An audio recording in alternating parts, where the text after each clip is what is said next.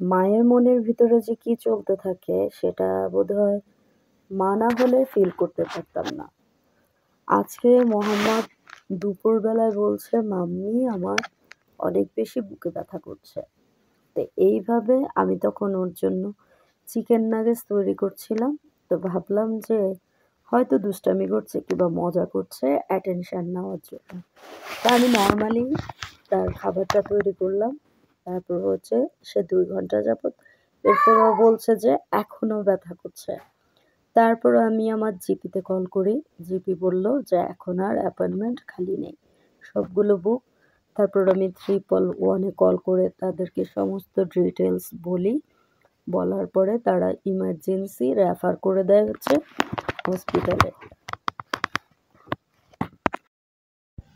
এতক্ষণ যদিও ব্যাপারটা আমার কাছে খুবই নরমাল ছিল, কিন্তু যখন ওকে হসপিটালে নিয়ে যাচ্ছি তখন আমার খুব টায়ার্ড লাগছিল।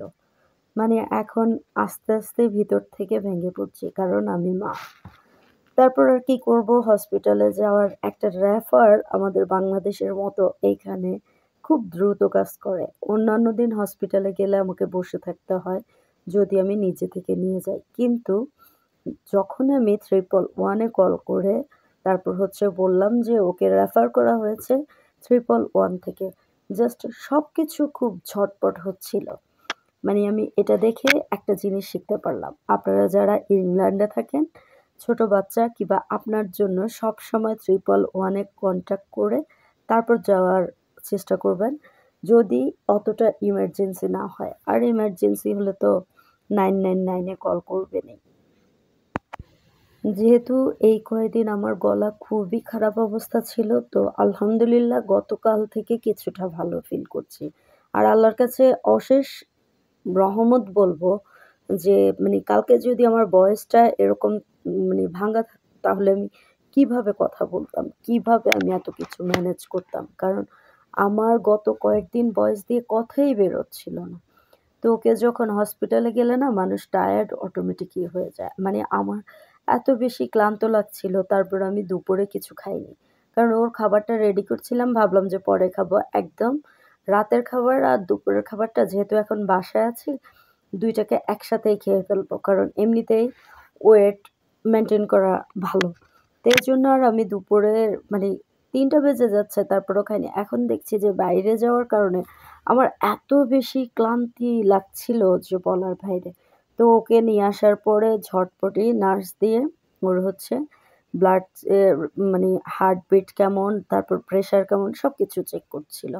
যদিও আজকে জিপিতে দেখানোর পরে বলল যে বাচ্চাদের কখনো হার্ট অ্যাটাক হয় না। এটা কতটা সত্যি আমি জানি না। আপনারা জানলে আমাকে জানাবেন। তো নার্স দেখে আমাকে বলল যে সবকিছু ঠিক আছে। তারপর সে তার উপরে যে নার্স তার কাছে রেফার করল। কারণ ওকে যখন জিজ্ঞেস করছে যে তোমার এখনো ব্যথা করছে কিনা? সে বলছে ব্যথা করছে। তো ও তো বাচ্চা মানুষ, ওর মতো করে ও খেলা করছিল। এরপরে যখন ওকে নেক্সট নার্সের কাছে রেফার করলো, উনিও দেখলো। উনি দেখার পরে বলছে যে ওর যদি এতই ব্যথা করে তাহলে ও কান্না করছে কেন? তা আমি বললাম ও মাশাআল্লাহ সবসময় অনেক বেশি স্ট্রং। ওর মানে হাত কেটে গিয়ে রক্ত বের হলেও ও কখনো কান্না করে না। ও স্বাভাবিক থাকে। জাস্ট বলতে থাকে। এজন্যই আমি ওর বিন্দুমাত্র যেকোনো ব্যাপারে আমি খুব সিরিয়াস থাকি। কারণ আমি জানি ওর ভিতরে যদি 100% ও কোনো প্রবলেম হয়, ও জাস্ট বলবে 10% এর মতো। মানে ও খুবই নরমাল। যে হ্যাঁ, এটা কারণ ছোটবেলা থেকে ওকে আমরা এভাবেই ট্রিট করেছি যে এই বিষয়টা নরমাল। যেকোনো জিনিস হলে বলছে যে হ্যাঁ, এটা ঠিক হয়ে যাবে। কারণ ওর ভিতরে যেন একটা ভয় না কাজ করে। তারপরে এখান থেকে আমাদেরকে রেফার করে দিল হচ্ছে বড় ডাক্তারের কাছে। এবার হচ্ছে ফাইনাল চেকআপ। এই চেকআপটার পরেই হচ্ছে যদি